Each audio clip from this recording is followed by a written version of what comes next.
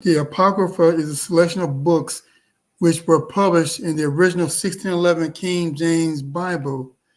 These apocryphal books were positioned between the Old and New Testament. It also contains it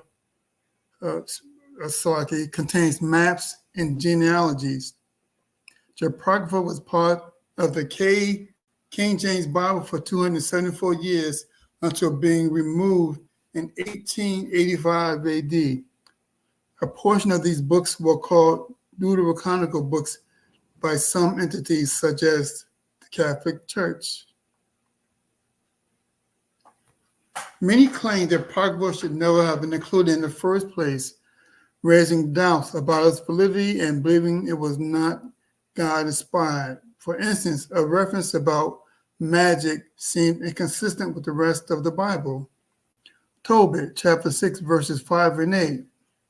Others believe it is valid and that it should never have been removed, that it was considered part of the Bible for nearly 2,000 years before it was recently removed a little more than 100 years ago.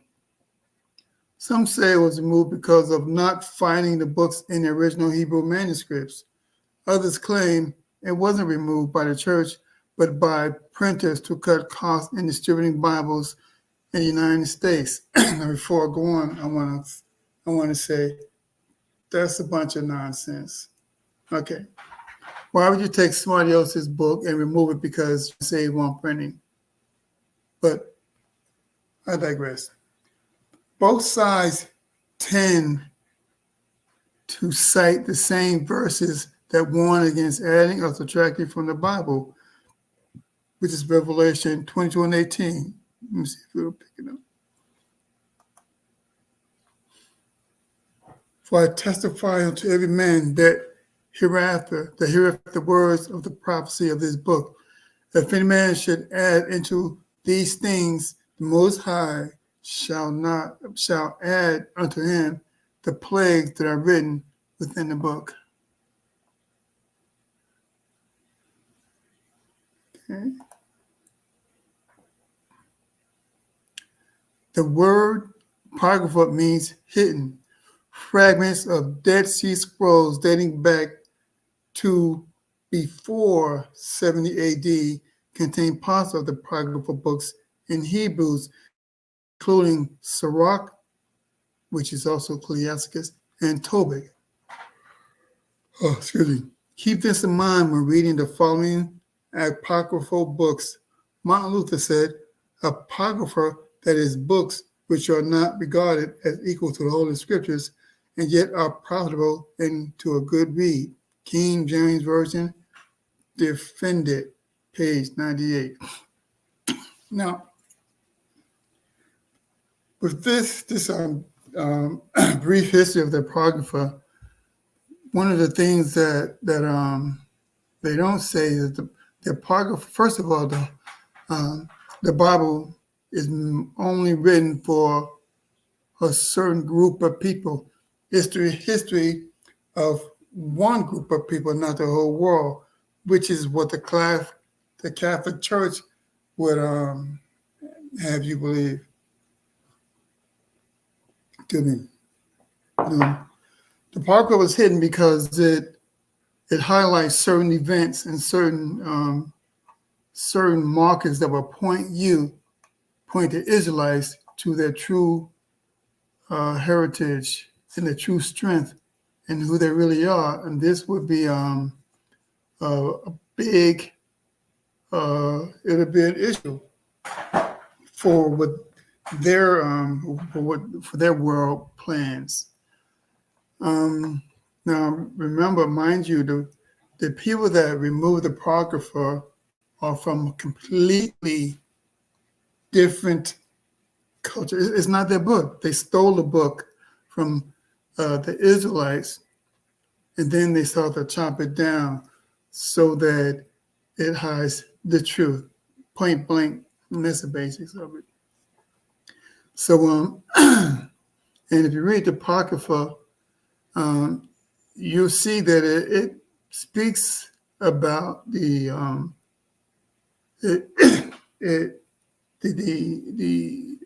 New Testament and Old Testament refers to it, in some places.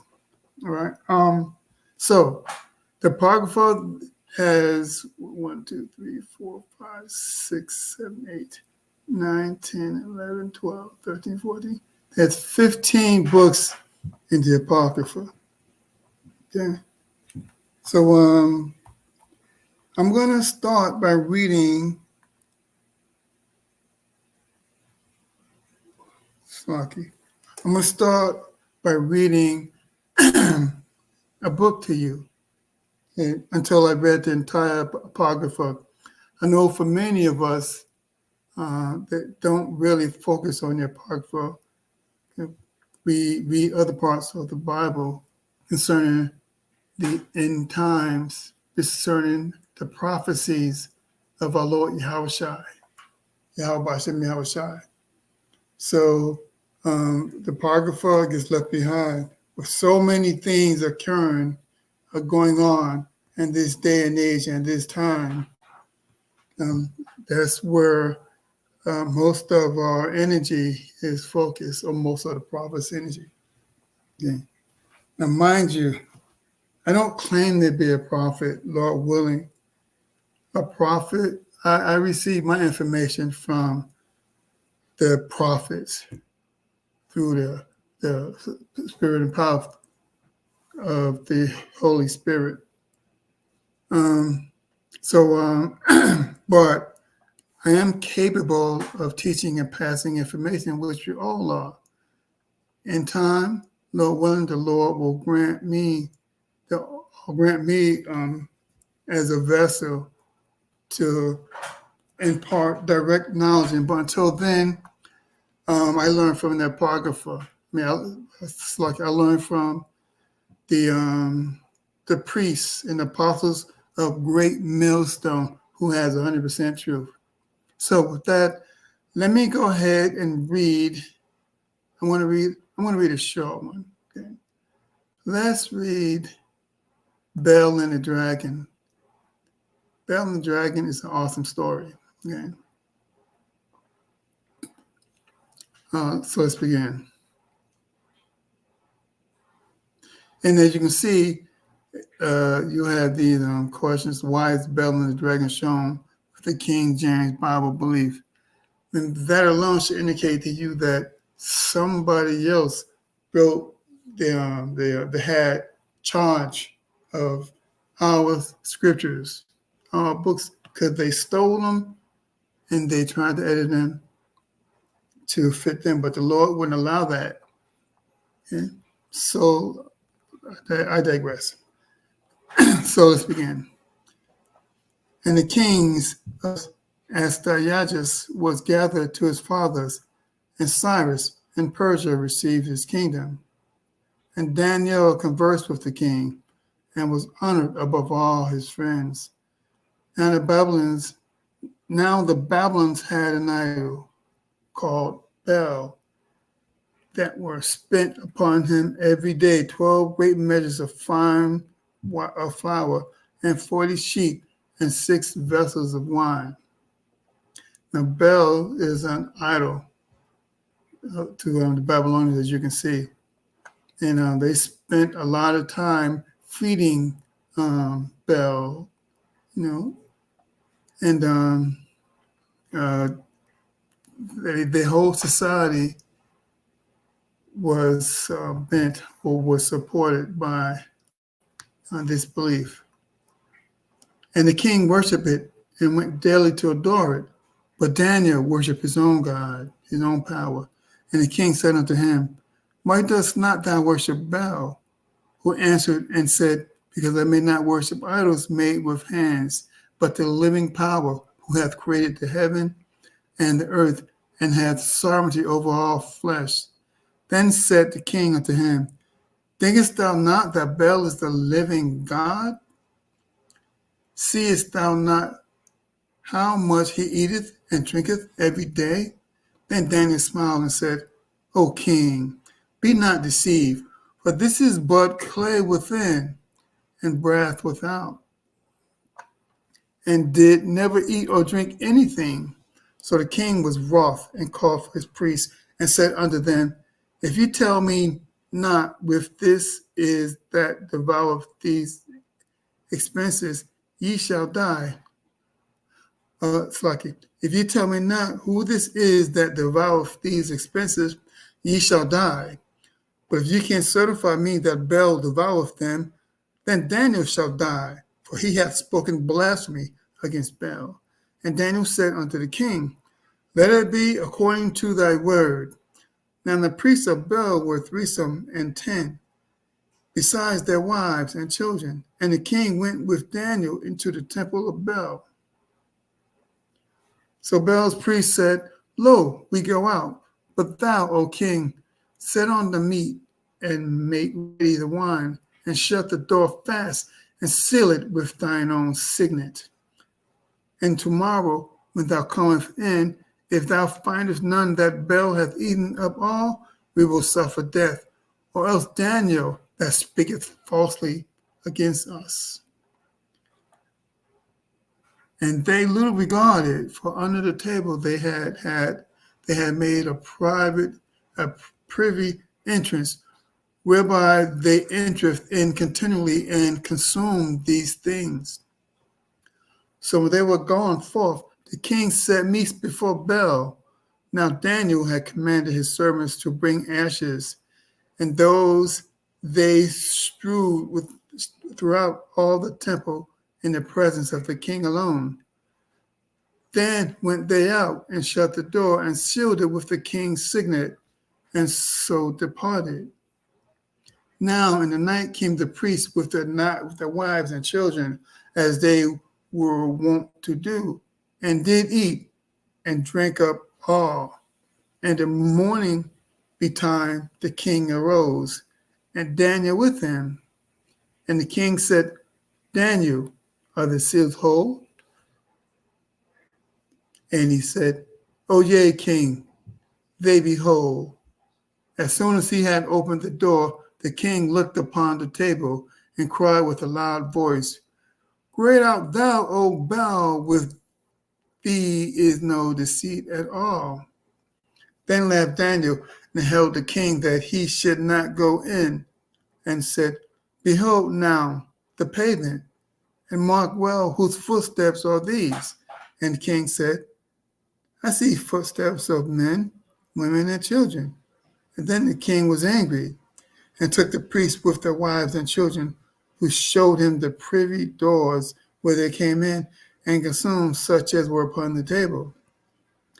Therefore the king slew them, and delivered Bel into Daniel's power, who destroyed him and his temple.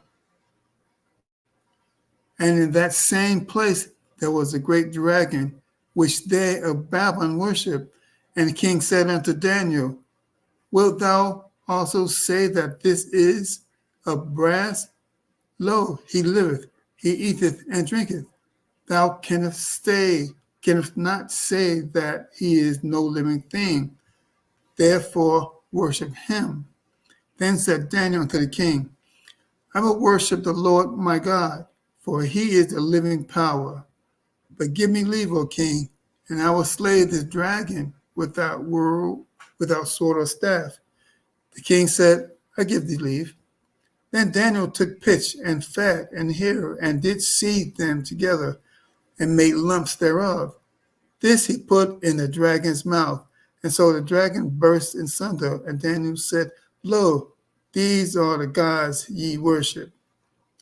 When they of Babylon heard that, they took great sluggy. When they of the Bible heard that, they took great indignation and conspired against the king, saying, The king is become a Jew, and he hath destroyed Bel. He hath slain the dragon and put the priests to death. So they came to the king and said, Deliver us, Daniel, or else we will destroy thee with thine house. Not when the king saw that they pressed him sore, being constrained, he delivered Daniel unto them, who cast him into the lion's den, where he was 6 days. And in the den there were 7 lions, and they had given them every day 2 carcasses and 2 sheep, which then were not given to them. which they were not given to them, to the intent that they might devour Daniel. So what he did was they didn't feed the lions that day, so they'd be hungry enough to eat up Daniel. Now there were in Jewry a prophet called Habakkuk, who had made pottage and had broken bread in a bowl and was going into the field to bring it to the reapers. But the angel of the Lord said unto Habakkuk, Go, carry the dinner that thou hast unto Babylon, unto Daniel, who is in the lion's den. And Habakkuk said, Lord, I never saw Babylon, neither do I know where the den is. Then the angel of the Lord took him by the crown and bare him by the hair of his head, and through the vehemency of his spirit set him in Babylon over the den. Habakkuk cried, saying, O Daniel, Daniel, take the dinner which the Lord Yahweh Bashem Yahushai hath sent thee. And then said, Thou hast remembered me, O Lord, neither hast thou forsaken them that seek thee and love thee. So Daniel arose and did eat, and the angel of the Lord set Habakkuk in his own place again immediately. Upon the seventh day, the king went to bewail Daniel. And when he came to the den, he looked in, and behold, Daniel was sitting. Then cried the king with a loud voice, saying, Great art, Lord, power of Daniel, and there is none other beside thee. And he drew him out and cast those that were the cause of his destruction into the den, and they were devoured in a moment before his face.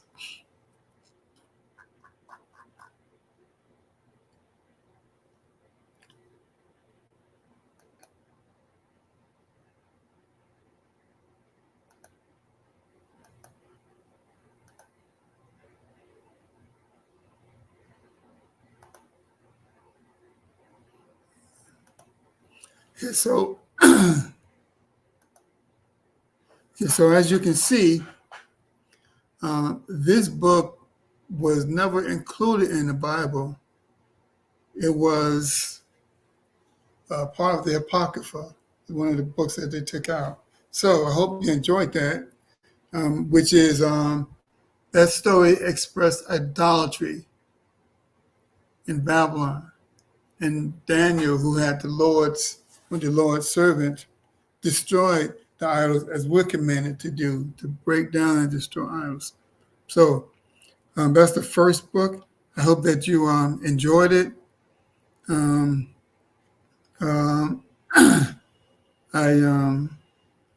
me see. Let me try something here. Okay, just give me a second. Okay. Let's see. Okay, share that. Let me go here. What I'm going to do is I want to read it into the Good News Translation. See how different it was. Well, I can't even talk today. The Good News Translation,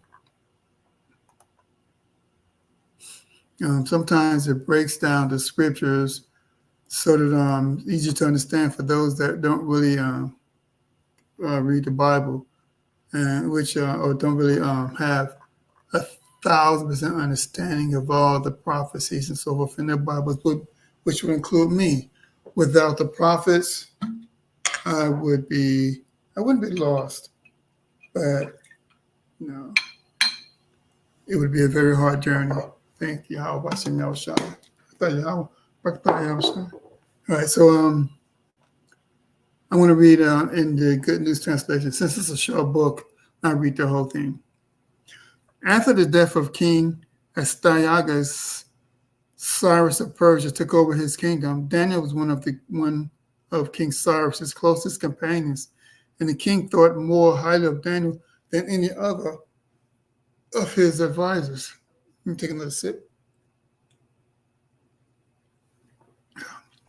The Babylonians had an idol named Bel. Each day the people had to provide Bel with an offering of 12 bushels of fine flour, 40 sheep, and 50 gallons of wine. King Cyrus believed that Baal was a god, and each day he used to go and worship it. But Daniel worshiped his own power. Yahweh Bashem, Yahweh Shah. One day the king asked Daniel, "Why don't you worship Baal?" Daniel answered, "I do not worship idols made with human hands. I worship only the living power who created heaven and earth and is the Lord of all human beings." "And don't you believe that our God Baal is really alive?" asked the king. "Haven't you seen how much he eats and drinks every day?" Daniel laughed and said, "Don't be fooled, your majesty. This God you call Baal is nothing more than clay covered with bronze. It has never eaten or drink anything." At this time, the king became angry and called in all 70 of his priests of Baal. He said to them, "I warn you that you will be put to death unless you can show me that it is Baal who is eating these offerings. If you prove to me that it is Baal, then I will have Daniel put to death for claiming that Baal is not a god." Daniel agreed to this proposal. Then they all went with their king into Baal's temple, where the priest said to the king, "Your Majesty, we will go out and let you place the food on the table and prepare the wine. When you leave, you may lock the door behind you and seal it with the royal seal. In the morning, when you return, if you find that Baal has not eaten everything, you can put us to death. But if it has, Daniel will die for making false accusations against us." But the priest was not worried because they had made a secret entrance underneath a table in the temple so that they could go in every night and eat their offerings. When the priests had left, the king set out the food for Baal. Then Daniel ordered his servants to bring some ashes and scattered them all over the floor of the temple. No one except the king saw them do this. After they all went out, locked the door, sealed it with the royal seal, and left.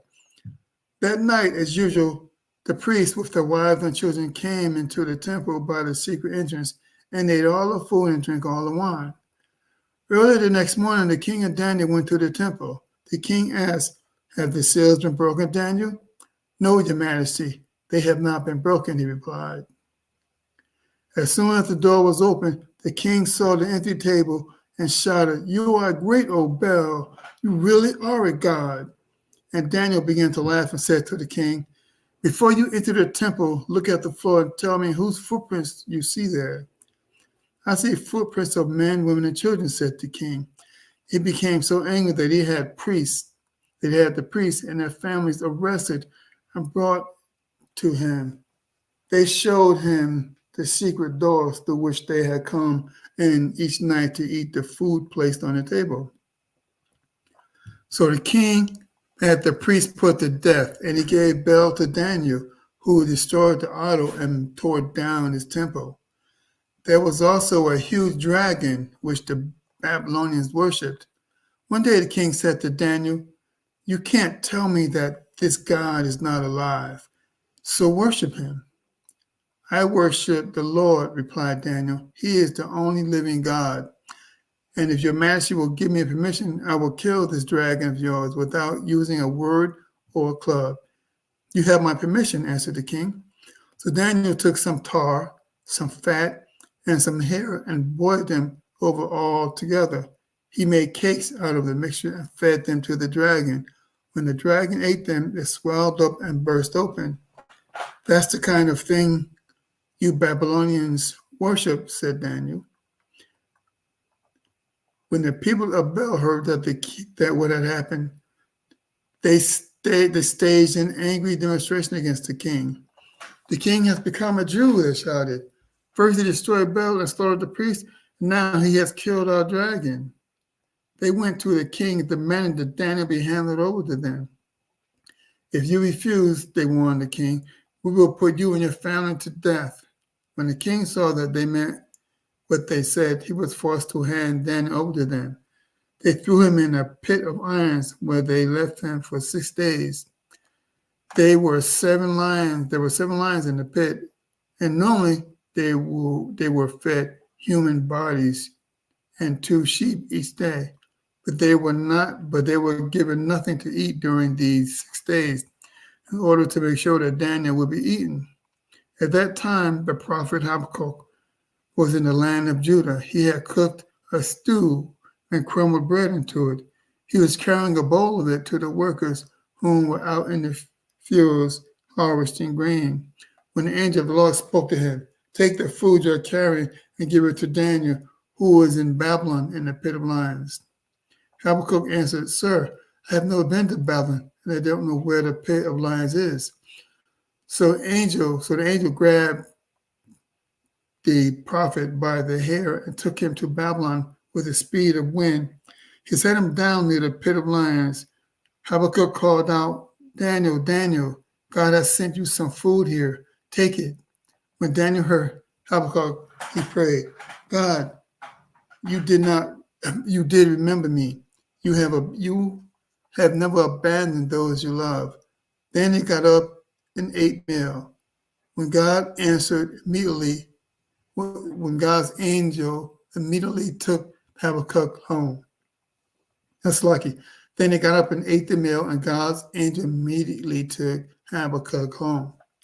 7 days after Daniel had been thrown to the lions, the king went to the pit to mourn for him. When he got there and looked in, there sat Daniel. The king shouted, "O Lord, the God of Daniel, how great you are! You alone are God." So he pulled Daniel out of the pit, and those who had tried to kill Daniel thrown into it, and the lions ate them immediately while they watched. So as you see, the Apocrypha can expound a little more plain language so that you may receive it. Okay. So with that, I hope that you enjoyed this book. And as I said before, there's more to come. So, Shalom.